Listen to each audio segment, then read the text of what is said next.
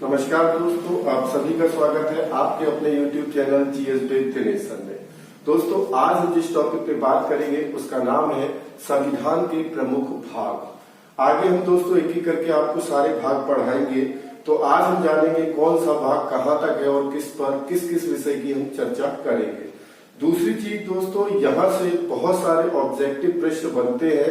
अगर आप पिछले किसी भी पेपर की बात करेंगे जहां पर संविधान आता है तो हर जगह यहाँ से प्रश्न निश्चित तौर पर बनते ही बनते हैं। तो वैसे तो हम बात करेंगे लगभग सभी भागों की, लेकिन मैं ये साथ ही साथ आपको बताता रहूंगा कौन सा इंपॉर्टेंट और कौन सा पूछा भी गया है।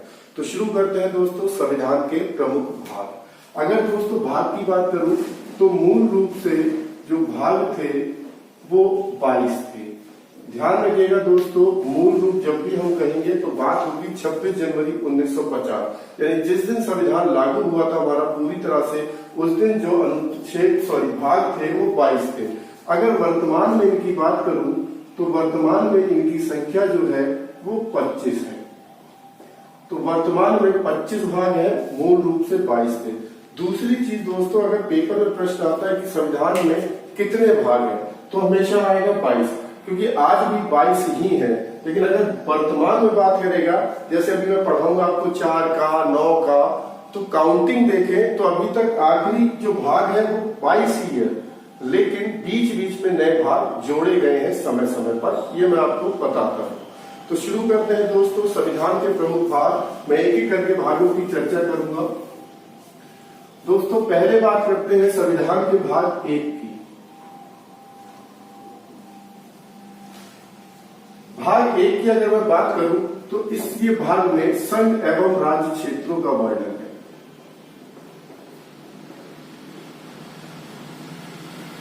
संघ एवं राज्य क्षेत्र, और अगर अनुच्छेद की बात करूं तो ये अनुच्छेद 1 से लेकर 4 तक है। 1 से लेकर 4 तक, यानी कि जो भाग 1 है इसमें अनुच्छेद 1 से 4 तक आपको पढ़ाया जाएगा संघ एवं उसके राज्य क्षेत्रों के बारे में। इसमें दोस्तों मैं आपको बता दूं कि भारत हमारे देश का नाम क्या है, कौन कौन सी रियासतें बाद में विलय हुई, नया राज्य कैसे बनाया जा सकता है, इन सारी चीजों की चर्चा है भाग 1 में, जो मैं अभी आपको आगे पढ़ाऊंगा। दूसरे भाग में बात करते हैं दोस्तों, अगर मैं बात करूं भाग 2 की, तो ये भारतीय नागरिकता से संबंधित है। भारतीय नागरिकता से संबंधित और अनुच्छेद 5 से लेकर 11 तक है। दोस्तों कैसे आपको भारत की नागरिकता मिल सकती है, कैसे आपकी नागरिकता समाप्त हो सकती है। भारत और पाकिस्तान विभाजन के बाद जो लोग पाकिस्तान से भारत आए या जो लोग भारत से पाकिस्तान गए और पुनः भारत आए, तो उन सभी बातों की चर्चा करेंगे हम भाग 2 में, जो हमारी नागरिकता से संबंधित प्रावधान है। दोस्तों यहाँ प्रश्न कैसे बनते हैं ध्यान रखिएगा। वो आपको दे देगा भाग इनमें से भाग 2 में किसका जिक्र है, तो हो सकता है आपको देखेगा भारतीय नागरिकता, या दूसरी तरह से प्रश्न पूछे कि भारतीय नागरिकता किस भाग में है संविधान के, तो आंसर होगा भाग 2। तीसरी तरीके से प्रश्न पूछ सकता है अनुच्छेद 5 से 11 तक किस चीज की चर्चा की गई है या किस भाग के अंतर्गत आते हैं, तो आपको ध्यान रखना है भाग 2 और नागरिकता। दोस्तों बाद में आपको एक ट्रिक से भी बताऊंगा कि आपको कैसे ये आसानी से याद रह सकते हैं। भाग 3 की बात करें दोस्तों, तो भाग 3 में हम बात करेंगे मौलिक अधिकारों की। आप सभी को ध्यान होगा, हमने जब संविधान के स्रोत बताए थे तो मौलिक अधिकार किस देश से लिए हैं, आप सभी को बताया था अमेरिका से। और मौलिक अधिकार हम पढ़ेंगे अनुच्छेद 12 से 35 तक। दोस्तों फंडामेंटल राइट्स, यानी कि भारत की जनता के लोगों को या हमें और आपको मिलने वाले जो अधिकार हैं उन्हीं को हम बोलते हैं मौलिक अधिकार। और इन मौलिक अधिकारों का वर्णन अनुच्छेद 12 से लेकर 35 तक। मैंने पहले भी बताया था, मौलिक अधिकारों की बात करूं तो ये मूल रूप से कितने थे, 7 थे। लेकिन दोस्तों वर्तमान की बात करूं तो वर्तमान में इनकी संख्या 6 है। जो 7वां मौलिक अधिकार है वो संपत्ति का अधिकार है। मैं आपको पढ़ाऊंगा, उस संपत्ति के अधिकार को हटा दिया गया था 44वें संविधान संशोधन में, और ये 44वां संशोधन दोस्तों हुआ था 1978 में। अब इस मौलिक अधिकार को एक विधिक यानी कि कानूनी अधिकार बना दिया गया है। और अगर आपसे पूछे कि अब मौलिक संपत्ति का अधिकार मौलिक अधिकार नहीं है तो क्या है, तो आप बताओगे विधिक अधिकार। और किस आर्टिकल या किस अनुच्छेद में रखा है, तो आप बता सकते हैं अनुच्छेद 300 का में इसे स्थान दिया गया है। तो हम जब भाग 3 पढ़ाएंगे आपको तो सारी चर्चा करेंगे कि क्यों इसे हटाया गया, क्या कारण पड़ा, सारी चर्चा। तो दोस्तों ये था भाग 3। अगर मैं भाग 4 की बात करूं, भाग 4 की बात करता हूं दोस्तों, भाग 4 में है हमारे नीति निर्देशक सिद्धांत। नीति निर्देशक सिद्धांत जिन्हें इंग्लिश में हम बोलते हैं DPSP, direct principle of state policy. इसे हम पढ़ेंगे अनुच्छेद 36 से लेकर 51 तक। इन्हें दोस्तों राज्य कल्याणकारी सिद्धांत भी कहा जाता है कि किस तरीके से सरकार ऐसी योजनाएं बनाएगी, ऐसी नीतियां बनाएगी जिससे समाज का कल्याण हो सके। उसी को हमने पढ़ा है किसमें, डीपीएसपी में। तो जब हम इसकी बात करेंगे तब डिटेल से इस पर चर्चा करेंगे। फिलहाल आप जानिए कि भाग 4 में किसका उल्लेख है, नीति निर्देशक सिद्धांत। भाग 5 की बात करता हूं दोस्तों, तो भाग 5 में संघ सरकार के बारे में बताया गया है। संघ सरकार में दोस्तों जैसे कि अगर हम बात करें अनुच्छेद की, तो ये 52 से लेकर 151 तक है। सबसे बड़े भाग के रूप में भी जाना जाता है। इस भाग में दोस्तों हम राष्ट्रपति, उपराष्ट्रपति, महान्यायवादी, नियंत्रक एवं महालेखा परीक्षक, संसद, लोकसभा, राज्यसभा, प्रधानमंत्री, इन सभी की चर्चा हमें किसमें करनी है, भाग 5 में। तो ध्यान रखिएगा दोस्तों, भाग 5 में इन सभी की चर्चा होगी। दूसरा जब दोस्तों मैं आगे एक टॉपिक पढ़ाऊंगा आपको महत्वपूर्ण अनुच्छेद, तो मैं उसमें आपको याद करने के तरीके बताऊं। एक बार फिर से रिपीट करते हैं। भाग 1 संघ एवं राज्य क्षेत्र, अनुच्छेद 1 से 4 तक। भाग 2 नागरिकता। भाग 3 मौलिक अधिकार। भाग 4 डीपीएसपी और भाग 5 संघ सरकार। अनुच्छेद आप 1-2 बार देखेंगे तो आपको याद हो जाएंगे। अगर याद रखने का तरीके की बात करें तो अनुच्छेद भाग 1 सभी को याद हो जाता है आसानी से। भाग 2 की बात करूं, अगर मैं 2 को बनाऊं दोस्तों तो कुछ इस तरह से बनेगा। अगर आप 2 को देखो तो कुछ इस तरह से है, जैसे कि नाग। तो 2 से नाग आपको देखना, तो आप ध्यान रख सकते हो क्या है, नागरिकता। यानी नाग से क्या बन जाएगा, नागरिकता। भाग 3 की बात करूं तो दोस्तों अगर मैं 3 को लिखूं तो कुछ इस तरह से लिखूंगा, और 3 को अगर मैं पूरा बनाऊं तो क्या बन जाएगा, अधिकार। इससे आप याद रख सकते हैं भाग 3 में क्या है, अधिकार। आगे दोस्तों नीति निर्देशक सिद्धांत पूछे किस भाग में है, तो इंग्लिश में देखिए हमने इसे क्या बोला, डीपीएसपी। कितने अक्षर है, 1 2 3 4। इसका मतलब भाग 4 में क्या है, नीति निर्देशक सिद्धांत। दोस्तों भाग 5 की बात करें तो भाग 5 संघ सरकार। संघ को इंग्लिश में कहते हैं यूनियन। तो यूनियन में कितने अक्षर है, 1 2 3 4 5। तो भाग 5 में किसकी बात होगी, संघ सरकार की। भाग 5 से पहले दोस्तों एक चीज और आपको याद रखनी है, यहां पर हम भाग 4 का की भी बात करेंगे। भाग 4 का, जहां पर भी आपको का खा गा गा या ABCD लिखा मिल जाए, आप समझ जाइए कि इन्हें बाद में जोड़ा गया है।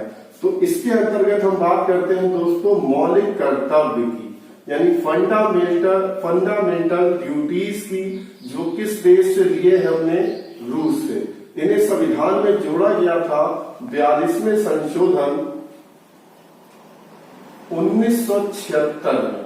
यानी मूल रूप से ये संविधान में नहीं थे, इन्हें जोड़ा गया है 42वें संशोधन 1976। और किस देश से लिया गया है, रूस। मूल रूप से यानी कि जब ये जोड़े गए थे तब इनकी संख्या 10 थी, और वर्तमान में इनकी संख्या दोस्तों कितनी है, 11। तो आगे हम बताएंगे आपको, जब हम मौलिक कर्तव्य बताएंगे कि एक समिति थी, स्वर्ण सिंह समिति की सिफारिश पर इन मौलिक कर्तव्यों को भारतीय संविधान में जोड़ा गया। कब जोड़ा गया, तो 42वें संशोधन 1976। मूल रूप से 10 थे, वर्तमान में कितने हैं, 11।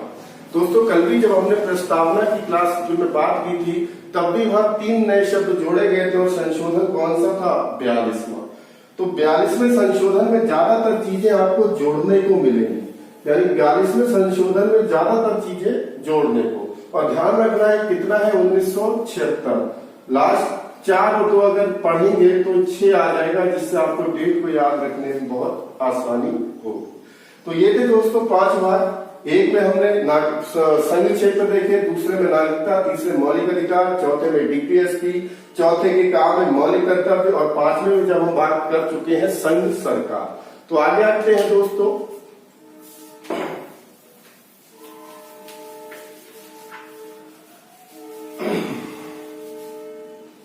देखते हैं अब भाग 6। भाग 6 की बात करूं तो भाग 6 संबंधित है दोस्तों राज्य सरकार से। भाग 6 में राज्य सरकार का उल्लेख है, और वही हम अनुच्छेदों की बात करें तो ये अनुच्छेद चर्चा की गई है 152 से लेके 237 तक। तो भाग 6 यानी भाग 5 में संघ सरकार, भाग 6 में हमें क्या मिल गई राज्य सरकार। इसका उल्लेख है 152 से लेकर 237 तक। इस भाग के अंतर्गत हम लोग पढ़ेंगे राज्यपाल, मुख्यमंत्री, विधानसभा, विधान परिषद, महाधिवक्ता की तरह ही राज्य में होता है। तो इन सारी बातों को हम पढ़ेंगे किसमें, भाग 6 में।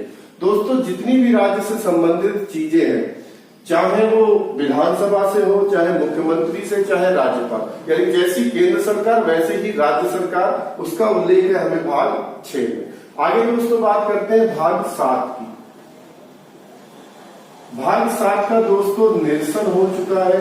निरसन का मीन्स है कि वर्तमान में उपलब्ध या वर्तमान में ये संविधान में नहीं है, इसे हटाया जा चुका है। अगर अनुच्छेद की बात करूं तो ये अनुच्छेद 238 में था, लेकिन आपके लिए इतना इंपॉर्टेंट नहीं है, लेकिन फिर भी मैंने बता दिया कि इसका निरसन हो चुका है, वर्तमान में संविधान में नहीं है। भाग 8 की बात करते हैं दोस्तों। भाग 8 जो है वो केंद्र शासित प्रदेशों से संबंधित है। इसमें केंद्र शासित प्रदेशों का उल्लेख है। जैसे कि हमने देखा 5 में संघ सरकार, 6 में राज्य सरकार, उसी प्रकार 8 में केंद्र शासित प्रदेश। अगर अनुच्छेद की बात करूं तो 239 से लेकर 242 तक उल्लेख किया गया है भाग 8 का। ठीक है, आगे हम बात करते हैं भाग 9 की। ये बहुत इंपॉर्टेंट है और बहुत सी परीक्षाओं में पूछा गया है, मैं बता देता हूं, इसे ध्यान रखिएगा। भाग 9 में उल्लेख है ग्राम पंचायत का। ग्राम पंचायत के सभी विषयों का उल्लेख भाग 9 में किया गया है। और अनुच्छेद की बात करूं तो 243 से लेकर 243 ओ तक, ABCDEF ओ तक इसका जिक्र किया गया है भाग 9 में, और बहुत इंपॉर्टेंट है। आगे बात करते हैं हम भाग 9 का। इसे बाद में जोड़ा गया है, साफ साफ दिख रहा है आपको। जब हमने 11वीं अनुसूची और 12वीं अनुसूची पढ़ी थी तो 73-74 में संविधान संशोधन के तहत इन्हें जोड़ा गया था। ये संबंधित है नगर निकाय से, यानी नगर निकाय के जितने भी नगर पंचायत, नगर निगम, इन सभी का उल्लेख है भाग 9 का में। और इसका जिक्र है अनुच्छेद 243P से लेकर 243 ZG तक। अगर दोस्तों ZG ना समझ में आ रहा हो, मतलब P से लेके Z तक खत्म हो गया, फिर दोबारा से A से शुरू होकर Z तक। तो ये भी बहुत इंपॉर्टेंट है आपके लिए कि भाग 9 का में जिक्र है नगर निकाय, अनुच्छेद 243 से 243 ZG तक। आगे बात करते हैं दोस्तों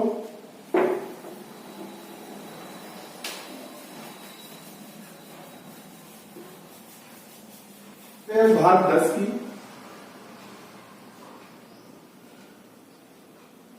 भाग 10 की बात करें तो इसमें उल्लेख किया गया है SC/ST क्षेत्रों का, यानी अनुसूचित जाति और जनजातीय क्षेत्रों का जो वर्णन है वो आपको भाग 10 में देखने को मिलता है। अगर मैं अनुच्छेद बात करूं तो अनुच्छेद 244 से लेकर 244 का तक इसका उल्लेख आपको देखने को मिलता है, इतना इंपॉर्टेंट नहीं है। आगे देखते हैं दोस्तों भाग 11। अगर हम भाग 11 की बात करें तो जैसा कि आपको ध्यान होगा, भाग 5 में क्या था, संघ सरकार, और भाग 6 में क्या थी, राज्य सरकार।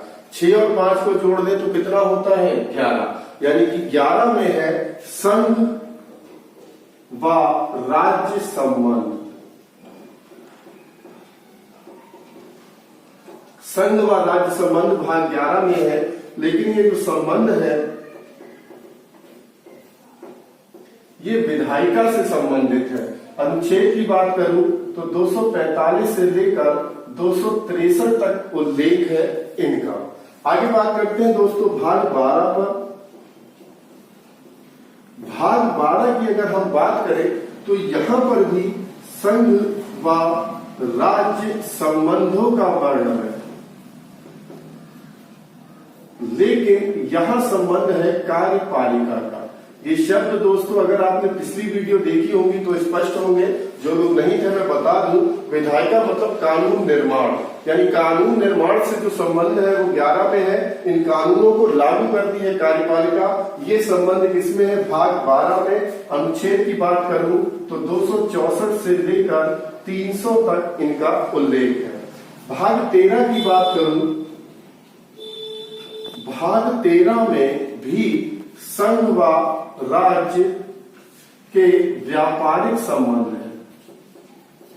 व्यापारिक संबंधों से मीन्स है कि लाभ कमाने को लेकर जो संबंध है वो किसमें है, हमारे भाग 13 में, जो कि हमारे अगर अनुच्छेद की बात करूं तो 301 से लेकर 307 तक इनका उल्लेख है। तो पहला रहा था दोस्तों भाग 5 तक, दूसरा था 9 तक, तीसरा है 10 से लेकर 13 तक। मैंने बताया 6 और 5 11, राज्य संबंध, ये भी राज्य संबंध, ये भी राज्य संबंध। पहले विधायिका से संबंधित, फिर कार्यपालिका और फिर व्यापारिक यानी कि लाभ कमाने से। जब हमने अनुसूचियां पढ़ाई थी आपको तो 7वीं अनुसूची में था केंद्र राज्य संबंध, यानी कि 7वीं में एक समवर्ती सूची थी, केंद्र और राज्य मिलकर जिस पर करें, चाहे वो व्यापार से रिलेटेड हो, कानून से रिलेटेड हो या लागू करने से। तो यही संबंध है हमारे भाग 13 में। आगे देखते हैं दोस्तों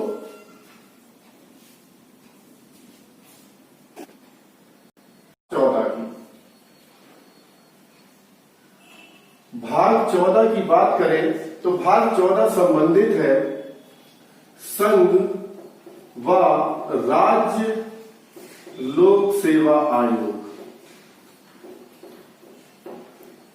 आप लोगों ने पढ़ा होगा जिसे यूपीएससी कहते हैं, यूनियन पब्लिक सर्विस कमीशन, जो कि आईएएस की परीक्षा कराती है, आईएएस, आईपीएस, आईएफएस। उस परीक्षाओं को जो बोर्ड कराता है उसके बारे में या जिस आयोग के माध्यम से कराते हैं उसका जिक्र है भाग 14 में। और इसकी अगर मैं बात करूं तो ये अनुच्छेद 308 से लेकर 323 तक इसका वर्णन दिया गया है। तो भाग 14 संबंधित है संघ एवं राज्य लोक सेवा आयोग से, और ये अनुच्छेद 308 से लेकर 323 तक है। आगे दोस्तों हम बात करते हैं भाग 15 की। तो भाग 15 जो संबंधित है ये है भाग 15 निर्वाचन आयोग। निर्वाचन आयोग की दोस्तों बात करें तो भारत के अंतर्गत जितने भी चुनाव होते हैं ग्राम स्तर को छोड़कर वो सभी आयोजित करता है कौन, निर्वाचन आयोग। तो इस निर्वाचन आयोग का उल्लेख है भाग 15 में। याद कैसे रह सकते हैं, हमारे यहाँ एक बार चुनाव होते हैं, कितने सालों बाद, 5 साल बाद। इसका मतलब है 15 उल्लेख संबंधित है किससे, निर्वाचन आयोग से। तो निर्वाचन आयोग की बात करूं तो निर्वाचन आयोग है दोस्तों 324 से लेकर 329 तक। 324 से लेकर 329 तक उल्लेख है निर्वाचन आयोग का। आगे बात करते हैं दोस्तों भाग 16 की। भाग 16 की बात करें तो भाग 16 जो संबंधित है वो एससी, एसटी व ओबीसी आयोग से संबंधित है, यानी कि अनुसूचित जाति, अनुसूचित जनजाति और अन्य पिछड़ा वर्ग से संबंधित आयोगों का जो जिक्र है वो भाग 16 में है। और वो भाग 16 जाता है दोस्तों 330 से लेकर 342 तक। यानी भाग 16 का उल्लेख है 330 से लेकर 342 तक। आगे दोस्तों बात करते हैं भाग 17 की। भाग 17 में दोस्तों उल्लेख है राजभाषा का। बहुत इंपॉर्टेंट है और बहुत बार पेपर में पूछा गया है कि राजभाषा या भाग 17 किससे संबंधित है। तो राजभाषा और अनुच्छेद भी आपको याद रखने हैं 343 से 351 तक। हम एक एक करके इन सभी विभागों पे चर्चा करेंगे जब हम डिटेल से पढ़ेंगे और ये बहुत इंपॉर्टेंट टॉपिक है भाग 17। आगे दोस्तों बात करते हैं भाग 18 की। भाग 18 की बात करते हैं, मैं इसे मिटा देता हूं, दूसरे तरह बताता हूं।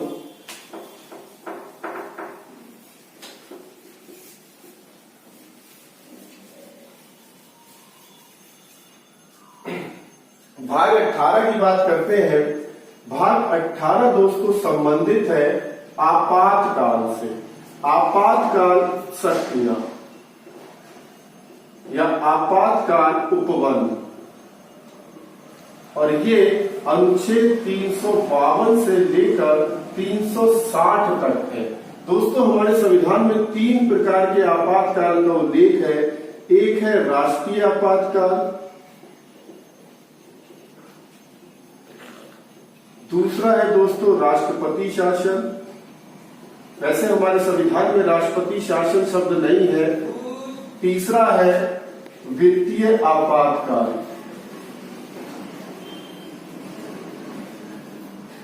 तरीके के आपातकाल है राष्ट्रीय आपातकाल, राष्ट्रपति शासन और वित्तीय आपातकाल। इसे हम आपको पढ़ाएंगे अनुच्छेद 352 में, इसे 356 में और इसे 360 में।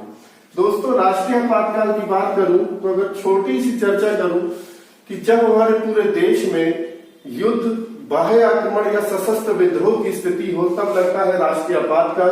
क्या अभी तक लगा है? तो बिल्कुल लगा है। और कितनी बार लगा है? 3 बार। 1962 भारत चाइना युद्ध, 1971 भारत पाकिस्तान युद्ध, 1975 आंतरिक अशांति के कारण। दोस्तों 65 में भी पाकिस्तान से युद्ध हुआ था, लेकिन उस समय आपातकाल नहीं लगाया।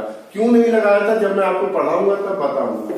राष्ट्रपति शासन का प्रयोग लगभग 125 बार से ज्यादा हो चुका है। लगभग इसलिए क्योंकि दोस्तों ये एक्यूरेट नहीं है।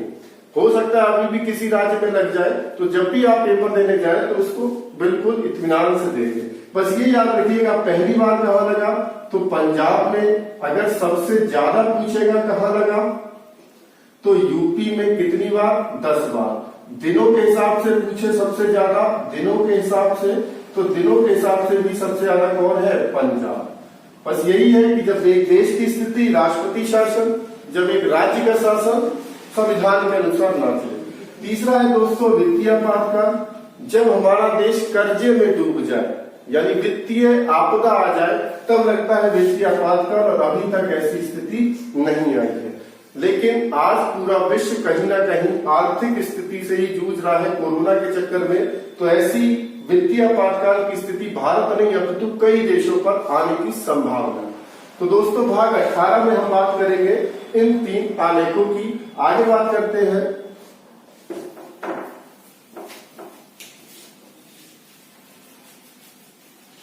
अनुच्छेद 19 की बात करूं दोस्तों, भाग 19 की बात करूं तो ये इतना इम्पोर्टेंट नहीं है। इसका प्रकीर्णन हो गया है। इसमें जो जिक्र था वो राष्ट्रपति, राज्यपाल व राज्य प्रमुखों का संरक्षण की बात कही गई है। तो राष्ट्रपति, राज्यपाल और राज्य प्रमुखों के संरक्षण की बात की गई है भाग 19 में। इतना इंपॉर्टेंट नहीं है। जैसा कि मैंने कहा यह अनुच्छेद 361 से लेकर 367 तक इसका जिक्र है। अगला भाग दोस्तों बहुत इंपॉर्टेंट है आपके लिए, भाग 20। भाग 20 की बात करूं तो भाग 20 में हमारी प्रक्रिया है किसकी? तो आप ध्यान रखेंगे संविधान संशोधन की प्रक्रिया। संविधान संशोधन की प्रक्रिया है भाग 20 में कि भारतीय संविधान में किस प्रकार से संशोधन होगा, और ये अनुच्छेद कौन में है, तो आपको ध्यान रखना है अनुच्छेद 368 में। आगे दोस्तों बात करते हैं भाग 21 में। भाग 21 में दोस्तों विशेष उपबंध दिए हुए हैं।